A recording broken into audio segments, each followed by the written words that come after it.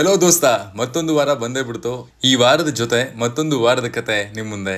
S, ಈ ವಾರ film ಇಂಡಸ್ಟ್ರಿಯಲ್ಲಿ ಏನೆಲ್ಲ ಆಯ್ತು ಅನ್ನೋದನ್ನ ಒಂದೊಂದಾಗಿ ನೋಡ್ಕೊಂಬರೋಣ ಬನ್ನಿ. ಹಾಯ್, ಎಲ್ರಿಗೂ ನಮಸ್ಕಾರ ಅಂಡ್ ವೆಲ್ಕಮ್ ಟು ಖಡಕ್ ಸಿನಿಮಾ. ಅನೌನ್ಸ್ಮೆಂಟ್ಸ್. ಪೃಥ್ವಿ ಅಂಬರ್ ಅವರ ಕೊತ್ತಲವಾಡಿ ಸಿನಿಮಾ ಇದೇ ಆಗಸ್ಟ್ 1ನೇ ತಾರೀಕಂದು ರಿಲೀಸ್ ಆಗೋದು ಅಂತ ಅನೌನ್ಸ್ಮೆಂಟ್ ಆಗಿದ್ದು, ಈ ಸಿನಿಮಾದ ವಿಶೇಷತೆ ಏನಪ್ಪಾ ಅಂದ್ರೆ ಯಶ್ ಅವರ ತಾಯಿ ನಿರ್ಮಾಣ ಮಾಡ್ತಿರುವಂತಹ ಮೊದಲ ಸಿನಿಮಾ ಇದು. ಹೀಗಾಗಿ ಒಬ್ಬ ನಿರ್ಮಾಪಕಿಯಾಗಿ ಯಶ್ ಅವರ ತಾಯಿ ಯಾವ ರೀತಿ ಮೊದಲ ಸಿನಿಮಾದಲ್ಲೇ ಸಕ್ಸಸ್ ಕಾಣ್ತಾರೆ ಅನ್ನುವಂತಹ ಕುತೂಹಲ ಎಲ್ರಿಗೂ ಮನೆ ಮಾಡಿದೆ. ಡಾಲಿ ಧನಂಜಯ್ ಹಾಗೂ ಶಿವಣ್ಣ ಒಟ್ಟಾಗಿ ಸಿನಿಮಾದಲ್ಲಿ ನಟಿಸ್ತಾರೆ ಅನ್ನೋದಾಗಿ ಸುದ್ದಿಯಾಗಿತ್ತು. ಆ ಸಿನಿಮಾದ ಅನೌನ್ಸ್ಮೆಂಟ್ ಕೂಡ ಈಗ ನಡೆದಿದೆ. ಹೇಮಂತ್ ರಾವ್ ಅವರ ನಿರ್ದೇಶನದಲ್ಲಿ ಈ ಸಿನಿಮಾ ಮೂಡ್ ಬರ್ತಾ ಇದ್ದು, ಸಿನಿಮಾಗೆ ನಿರ್ಮಾಪಕನಾಗಿ ವೈಶಾಖ್ ಜೆ ಗೌಡ ಬಂಡವಾಳವನ್ನ ಹೂಡಿಕೆ ಮಾಡಿದ್ದಾರೆ. 666 ಆಪರೇಷನ್ ಡ್ರೀಮ್ ಥಿಯೇಟರ್ ಈ ಸಿನಿಮಾದ ಟೈಟಲ್. ಈ ಸಿನಿಮಾದ ಟೈಟಲ್ ಕೇಳಿದ್ಮೇಲೆ ಅಣ್ಣವರ ಯಾವ ಸಿನಿಮಾ ನೆನಪಾಯ್ತು ಅಂತ ಮಿಸ್ ಮಾಡದಂಗೆ ಕಮೆಂಟ್ ಮಾಡಿ. Big updates. ನೀನಾಸಂ ಸತೀಶ್ ನಾಯಕನಾಗಿ ಕಾಣಿಸಿಕೊಂಡಿರುವಂತಹ ದ ರೈಸ್ ಆಫ್ ಅಶೋಕ ಸಿನಿಮಾದ ಶೂಟಿಂಗ್ ಈಗಾಗಲೇ ಕಂಪ್ಲೀಟ್ ಆಗಿದೆ.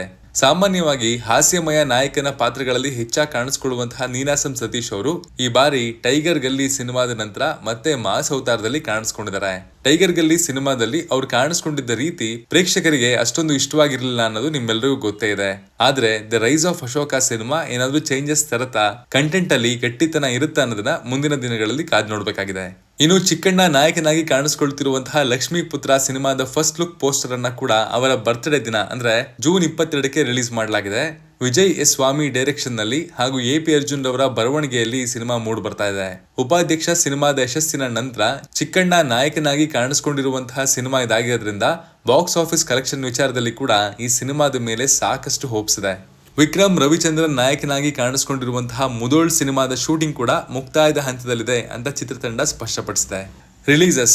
ರಿಲೀಸ್ ವಿಚಾರಕ್ಕೆ ಬರೋದಾದ್ರೆ, ಮೊದಲನೇದಾಗಿ ಈಗಾಗಲೇ ರಿಲೀಸ್ ಆಗಿರುವಂತಹ 2 ಕನ್ನಡ ಸಿನಿಮಾಗಳಾಗಿರುವಂತಹ ಮಾತೊಂದ ಹೇಳುವೆ ಮತ್ತು ಮಾದೇವ ಸಿನಿಮಾಗಳು ರಾಜ್ಯದಾದ್ಯಂತ ಚಿತ್ರಮಂದಿರಗಳಲ್ಲಿ ಯಶಸ್ವಿ ಪ್ರದರ್ಶನವನ್ನ ಕಾಣ್ತಾ ಇರೋದು ನಿಜಕ್ಕೂ ಕೂಡ ಕನ್ನಡಿಗರಾದ ನಮ್ಗೆ ಹೆಮ್ಮೆ ತರೋ ವಿಚಾರ. ಜನ ಥಿಯೇಟರ್ಗೆ ಹೋಗಿ ಆಶೀರ್ವಾದ ಮಾಡ್ತಾ ಇರೋದು ನಿಜಕ್ಕೂ ಖುಷಿ ಕೊಡುವಂತಹ ಸಂಗತಿ. ನಮ್ಮ ಹೆಮ್ಮೆಯ ಕನ್ನಡ ಪ್ರೊಡಕ್ಷನ್ ಹೌಸ್ ಆಗಿರುವಂತಹ KVN ನಿರ್ಮಾಣದಲ್ಲಿ ಮೂಡ್ ಬರ್ತಾ ಇರುವಂತಹ ತಲಪತಿ ವಿಜಯ್ ರವರ ಜನನಾಯಕನ್ ಸಿನಿಮಾದ ಫಸ್ಟ್ ರೋರ್ ಅವರ ಬರ್ಡೇ ದಿನ ರಿಲೀಸ್ ಆಗಿದೆ. ಈಗಾಗಲೇ ಈ ಗ್ಲಿಮ್ಸು ಮೊದಲ 24 ಗಂಟೆಗಳಲ್ಲಿ 32.4 ಮಿಲಿಯನ್ಗೂ ಅಧಿಕ ವ್ಯೂಸ್ ಅನ್ನ ಪಡ್ಕೊಳ್ಳೋ ಮೂಲಕ ಕಾಲಿವುಡ್ ನಲ್ಲಿ ಅತ್ಯಂತ ಹೆಚ್ಚು ವ್ಯೂಸ್ ಅನ್ನ ಮೊದಲ 24 ಗಂಟೆಗಳಲ್ಲಿ ಪಡ್ಕೊಂಡಿರುವಂತಹ ವಿಡಿಯೋ ಗ್ಲಿಮ್ಸ್ ಆಗಿದೆ ಎನ್ನುವಂತಹ ಸಾಧನೆಯನ್ನ ಮಾಡಿದೆ ಅನ್ನೋದನ್ನ ಪ್ರೊಡಕ್ಷನ್ ಹೌಸ್ ಶೇರ್ ಮಾಡ್ಕೊಂಡಿದೆ. ಇದು ನೋಡಿ ನಿಮ್ಗೆ ಏನ್ ಅನಿಸ್ತು ಅನ್ನೋದನ್ನ ಕಮೆಂಟ್ ಮಾಡಿ ತಿಳಿಸಿ. Extras and bus. ಸ್ಯಾಂಡಲ್ವುಡ್ ಅಲ್ಲಿ ಬಿಗ್ ಸಿನಿಮಾಗಳೇ ರಿಲೀಸ್ ಆಗ್ತಿಲ್ವಲ್ಲ ಅಂತ ಕಾಯ್ತಾ ಇದ್ದವ್ರಿಗೆ ಆಕ್ಷನ್ ಪ್ರಿನ್ಸ್ ಧ್ರುವ ಸರ್ಜಾ ಹಾಗೂ ಡೈರೆಕ್ಟರ್ ಪ್ರೇಮ್ ಕಾಂಬಿನೇಷನ್ ನಲ್ಲಿ ಸಿದ್ಧವಾಗ್ತಿರುವಂತಹ KD ಸಿನಿಮಾ ಆದಷ್ಟು ಶೀಘ್ರದಲ್ಲಿ ತೆರೆ ಮೇಲೆ ಕಾಣುವಂತಹ ಸಾಧ್ಯತೆ ಹೆಚ್ಚಾಗಿದೆ. ಗಾಂಧಿನಗರದ ಗಲ್ಲಿಗಳಲ್ಲಿ ಯಾವುದೇ ಸುದ್ದಿ ಬಂದ್ರೂ ಕೂಡ ಅದು ಆದಷ್ಟು ಸತ್ಯಕ್ಕೆ ಹತ್ತಿರವಾಗಿರುತ್ತೆ. ಯಾಕಂದ್ರೆ ಇಲ್ಲಿ ಬೆಂಕಿ ಇಲ್ಲದೆ ಸುಖ ಸುಮ್ನೆ ಹೊಗೆ ಆಡಲ್ಲ. ಅದೇ ಗಾಂಧಿನಗರದ ಸಿನಿಮಾ ಪಂಡಿತರ ಚರ್ಚೆಯ ಪ್ರಕಾರ KD ಸಿನಿಮಾ ಸೆಪ್ಟೆಂಬರ್ 4ಕ್ಕೆ ರಿಲೀಸ್ ಆಗುವಂತಹ ಸಾಧ್ಯತೆ ದಟ್ಟವಾಗಿದೆ ಅಂತ ಕಾಣ್ತಾ ಇದೆ. ಎಲ್ಲ ಅನ್ಕೊಂಡಂತೆ ಆಗಿದ್ರೆ ಈ ಸಿನಿಮಾ ಯಾವತ್ತೂ ರಿಲೀಸ್ ಆಗ್ಬೇಕಿತ್ತು. ಆದ್ರೆ ಈಗ ಕೇಳಿ ಬರ್ತಿರುವಂತಹ ಈ ರಿಲೀಸ್ ಡೇಟು ಎಷ್ಟರ ಮಟ್ಟಿಗೆ ಸತ್ಯ ಅನ್ನೋದು ಗೊತ್ತಿಲ್ಲ. ಒಂದು ಲೆಕ್ಕದಲ್ಲಿ ನೋಡ್ತಾ ಇದ್ರೆ ಇದು ಕೂಡ ಸ್ವಲ್ಪ ಲೇಟ್ ಆದಂತೆ ಕಾಣಿಸ್ತದೆ. ಆದ್ರೂ ಕೂಡ ಕೊನೆ ಪಕ್ಷ ರಿಲೀಸ್ ಡೇಟ್ ಆದ್ರೂ ಗೊತ್ತಾಯ್ತಲ್ಲ ಅಂತ ಖುಷಿ ಪಡ್ಬೇಕಷ್ಟೇ. ನೋಡೋಣ, ಕಾಲನೇ ನಿರ್ಧಾರ ಮಾಡುತ್ತೆ ಸಿನಿಮಾ ಯಾವಾಗ ರಿಲೀಸ್ ಆಗುತ್ತೆ ಅಂತ. ಇತ್ತೀಚೆಗಷ್ಟೇ ಕಿಚ್ಚ ಸುದೀಪ್ ಅವರು ಒಂದು TV ಚಾನೆಲ್ಗೆ ಇಂಟರ್ವ್ಯೂ ಕೊಟ್ಟಿರೋದು ಈಗ ಸೋಷಿಯಲ್ ಮೀಡಿಯಾಗಳಲ್ಲಿ ಹಾಗೂ ಮಾಧ್ಯಮಗಳಲ್ಲಿ ಕೂಡ ಸಖತ್ ಸೌಂಡ್ ಮಾಡ್ತಾ ಇದೆ.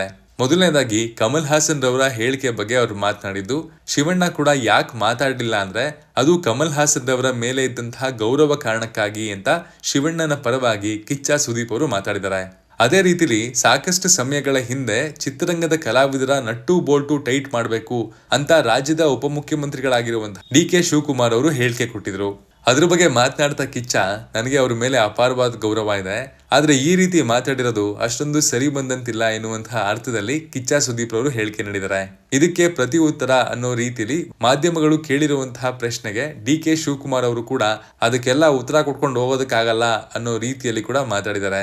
ಇದು ಮತ್ತೆ ಚಿತ್ರರಂಗ ಹಾಗೂ ರಾಜಕೀಯ ನಡುವಣ ಕದನಕ್ಕೆ ಮುನ್ನುಡಿ ಆಗುತ್ತಾ ಇಲ್ವಾ ಅಂತ ಕಾದ್ ನೋಡ್ಬೇಕಾಗಿದೆ. ಇತ್ತೀಚಿನ ದಿನಗಳಲ್ಲಿ ಚಾಲೆಂಜಿಂಗ್ ಸ್ಟಾರ್ ದರ್ಶನ್ ಅವರು ಡೆವಿಲ್ ಸಿನಿಮಾದ ಚಿತ್ರೀಕರಣದಿಂದ ಬಿಡುವನ್ನ ಪಡ್ಕೊಂಡಿದ್ದಾರೆ ಅಂತ ಕಾಣಿಸ್ತಿದೆ. ತಮ್ಮ ಪತ್ನಿ ಜೊತೆಗೆ ಇತ್ತೀಚೆಗಷ್ಟೇ ಕೇರಳದ ಒಂದು ದೇವಸ್ಥಾನದಲ್ಲಿ ಪೂಜೆಯನ್ನ ಮುಗಿಸಿರುವಂತಹ ಫೋಟೋಗಳು ಎಲ್ಲಾ ಕಡೆ ವೈರಲ್ ಆಗಿದೆ. ಒಟ್ಟಾರೆಯಾಗಿ ಸಾಕಷ್ಟು ಕಾಂಟ್ರವರ್ಸಿಗಳಲ್ಲಿ ಸಿಲುಗಾಕೊಂಡಿದ್ದಂತಹ ದರ್ಶನ್ ಅವರು ಸದ್ಯಕ್ಕೆ ಪತ್ನಿಯ ಜೊತೆಗೆ ದೇವರ ಮೊರೆ ಹೋಗಿದ್ದಾರೆ ಅಂತ ಹೇಳ್ಬೋದು. ಒಂದು ಕಡೆ ದರ್ಶನ್ ಅವರ ಟೆಂಪಲ್ ರನ್ ನಡೀತಾ ಇದ್ರೆ, ಇನ್ನೊಂದು ಕಡೆ ಅಭಿಮಾನಿಗಳು ಯಾವಾಗಪ್ಪ ಡೆವಿಲ್ ಸಿನಿಮಾದ ಅಪ್ಡೇಟ್ ಸಿಗುತ್ತೆ ಅಂತ ಕಾಯ್ತಾ ಇದ್ದಾರೆ. ಸಂಜು ವೆಡ್ಸ್ ಗೀತಾ 2 ಸಿನಿಮಾದ ಬಗ್ಗೆ ನಿಮ್ಮೆಲ್ಲರಿಗೂ ಗೊತ್ತಿರೋ ಹಾಗೆ ಇದು ರಿಲೀಸ್ ಆಗಿರುವಂತಹ ಟೈಮಲ್ಲಿ ಮಾಡಿದಂತಹ ಸುದ್ದಿಗಿಂತ ಸಿನಿಮಾ ತಂಡ ರಚಿತಾ ರಾಮ್ ರವರು ಪ್ರಮೋಷನ್ಗೆ ಸಿಗ್ತಾ ಇಲ್ಲ ಎನ್ನುವಂತಹ ಅಪವಾದದ ವಿಚಾರದಲ್ಲಿ ಆಗಿರುವಂತಹ ಕಾಂಟ್ರವರ್ಸಿಯ ಟಾಪಿಕ್ ಮೇಲೆ ಸದ್ ಮಾಡಿರೋದೇ ಹೆಚ್ಚು. ಒಂದು ಸಿನಿಮಾ ಅಂದ್ಮೇಲೆ ಪ್ರಮೋಷನ್ಗೆ ಪ್ರತಿಯೊಬ್ರು ಕೂಡ ಬರಬೇಕು, ಆದ್ರೆ ರಚಿತಾ ರಾಮ್ ರವರು ನಮ್ಮ ಫೋನ್ ಕಾಲ್ಗೂ ಕೂಡ ಸಿಗ್ತಾ ಇಲ್ಲ ಎನ್ನುವಂತಹ ರೀತಿಯಲ್ಲಿ ಚಿತ್ರತಂಡ ಹೇಳಿಕೆ ಕೊಟ್ಟಿದೆ. ಇದಕ್ಕೆ ಪ್ರತ್ಯುತ್ತರ ಎನ್ನುವಂತೆ ಡಿಂಪಲ್ ಕ್ವೀನ್ ರಚಿತಾ ರಾಮ್ ರವರು, ನಾನು ತಪ್ಪು ಮಾಡಿದ್ರೆ ಚಿಕ್ಕ ಮಕ್ಕಳ ಹತ್ರ ಬೇಕಾದ್ರೂ ಕ್ಷಮೆ ಕೇಳ್ತೀನಿ, ಆದ್ರೆ ಈ ವಿಚಾರದಲ್ಲಿ ನನ್ ತಪ್ಪಿಲ್ಲ ಹಾಗೂ ನಾನು ಕ್ಷಮೆ ಕೇಳುವಂತಹ ಮಾತೇ ಬರೋದಿಲ್ಲ ಎನ್ನುವ ರೀತಿಯಲ್ಲಿ ವಿಡಿಯೋ ಮಾಡಿ ತಮ್ಮ ಸೋಷಿಯಲ್ ಮೀಡಿಯಾ ಹ್ಯಾಂಡಲ್ ನಲ್ಲಿ ಪೋಸ್ಟ್ ಮಾಡ್ಕೊಂಡಿದ್ದಾರೆ. ಜನ ಸೋಷಿಯಲ್ ಮೀಡಿಯಾನ ಬಳಕೆ ಮಾಡ್ತಿರೋದ್ರಿಂದಾಗಿ ಇದರಲ್ಲಿ ಯಾರ ತಪ್ಪು ಯಾರದ್ ಸರಿ ಎನ್ನುವಂತಹ ಅಭಿಪ್ರಾಯವನ್ನ ತಮ್ಮ ಯೋಚನೆಗೆ ಬಿಟ್ಟಂತೆ ಹಂಚ್ಕೊಂಡಿದ್ದಾರೆ. ಈ ವಿಚಾರದಲ್ಲಿ ನಿಮ್ ಪ್ರಕಾರ ಯಾರು ಮಾಡಿದ ತಪ್ಪು ಯಾವ್ದು ಸರಿ ಅನ್ನೋದನ್ನ ಕಮೆಂಟ್ ಮಾಡಿ ತಿಳಿಸಿ. ಇನ್ನು ಸೋಷಿಯಲ್ ಮೀಡಿಯಾದಲ್ಲಿ ಡೈರೆಕ್ಟರ್ ನಂದಕಿಶೋರ್ ಅವರ ವಿರುದ್ಧ ಶಬರೀಶ್ ಶೆಟ್ಟಿ ಎನ್ನುವಂತಹ ವ್ಯಕ್ತಿ ಫಿಲಂ ಚೇಂಬರ್ ನಲ್ಲಿ ದೂರನ್ನ ದಾಖಲಿಸಿದ್ದಾರೆ ಅನ್ನುವಂತಹ ಸುದ್ದಿ ದೊಡ್ಡ ಮಟ್ಟದಲ್ಲಿ ಓಡಾಡ್ತಾ ಇದೆ.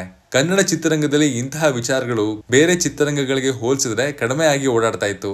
ಆದ್ರೆ ಈಗ ಕನ್ನಡ ಚಿತ್ರರಂಗದಲ್ಲಿ ಕೂಡ ಇಂತಹ ವಿಚಾರಗಳು ಸುದ್ದಿ ಆಗ್ತಿರೋದು ನಿಜಕ್ಕೂ ಕೂಡ ಬೇಸರದ ವಿಚಾರ. ನೋಡೋಣ ಇದು ಯಾವ ತೀರವನ್ನ ಪಡ್ಕೊಳ್ಳುತ್ತೆ ಅಂತ.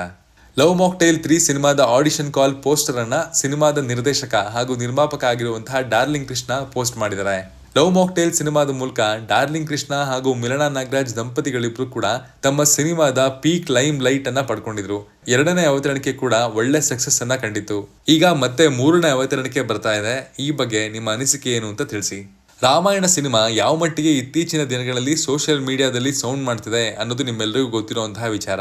ನಮ್ಮ ಕನ್ನಡಿಗರಿಗೆ ಇದು ಪ್ರಮುಖವಾಗಿ ಸೌಂಡ್ ಮಾಡ್ತಾ ಇರೋದು ನಮ್ಮ ಹೆಮ್ಮೆಯ ರಾಕಿಂಗ್ ಸ್ಟಾರ್ ಯಶ್ ಅವರು ರಾವಣನ ಪಾತ್ರ ಮಾಡ್ತಾ ಇದ್ದಾರೆ ಅನ್ನೋ ಕಾರಣಕ್ಕಾಗಿ. ಇನ್ನು ಈ ಸಿನಿಮಾದ ಟೈಟಲ್ ಅನೌನ್ಸ್ಮೆಂಟ್ ವಿಡಿಯೋ CBFC ಇಂದ ಯು ಸರ್ಟಿಫಿಕೇಟ್ ಅನ್ನ ಪಡ್ಕೊಂಡಿದ್ದು, ಇದರ ಡ್ಯೂರೇಷನ್ 3 ನಿಮಿಷಗಳಷ್ಟಿದೆ ಅಂತ ತಿಳಿದು ಬಂದಿದೆ. ಸೈಲೆಂಟ್ ಆಗಿ ಚಿತ್ರತಂಡ ಪ್ರೇಕ್ಷಕರಿಗೆ ಸಿನಿಮಾದ ಬಗ್ಗೆ ಒಂದು ಬಿಗ್ ಅಪ್ಡೇಟ್ ಕೊಡೋದಕ್ಕೆ ಸಿದ್ಧವಾಗಿದೆ ಅಂತ ತಿಳಿದು ಬರ್ತಾ ಇದೆ. ಟಾಕ್ಸಿಕ್ ಸಿನಿಮಾದ ಕೆಲಸವನ್ನ ಮುಗಿಸ್ಕೊಂಡು ಈ ಕಡೆ ರಾಮಾಯಣ ಸಿನಿಮಾದ ಶೂಟಿಂಗ್ ಅನ್ನ ಕೂಡ ಬಹುತೇಕ ಮುಗಿಸುವಂತಹ ಪ್ಲಾನ್ ಮಾಡಿಕೊಟ್ಟಿರುವಂತಹ ಯಶ್ ಅವರು ಮುಂದಿನ ಸಿನಿಮಾದ ಸೂಚನೆಯನ್ನ ಕೊಡ್ತಿರಬಹುದು ಅನ್ನೋದು ಕೂಡ ಈಗ ಚರ್ಚೆಗೆ ಆಸ್ಪದ ಕೊಡುವಂತಹ ಒಂದು ವಿಚಾರ. ಹೀಗಾಗಿದ್ದೇ ಹೌದಲ್ಲಿ ಖಂಡಿತವಾಗ್ಲೂ ಟಾಕ್ಸಿಕ್ ಸಿನಿಮಾದ ನಂತರ ಯಶ್ ಅವರ ಮತ್ತೊಂದು ಕನ್ನಡ ಸಿನಿಮಾದ ಅನೌನ್ಸ್ಮೆಂಟ್ ನ ಅಭಿಮಾನಿಗಳು ಕೇಳಿದ್ರು ಕೂಡ ಆಶ್ಚರ್ಯ ಪಡಬೇಕಾದ ಅವಶ್ಯಕತೆ ಇಲ್ಲ. ಇದಾಗಿತ್ತು ಈ ವಾರದ ಸುದ್ದಿ. ಮುಂದಿನ ವಾರ ಮತ್ತೊಂದಷ್ಟು ಅಪ್ಡೇಟ್ಸ್ ಗಳ ಜೊತೆಗೆ ನಾನು ನಿಮಗೆ ಮತ್ತೆ ಸಿಗ್ತೀನಿ. Signing off, Manu.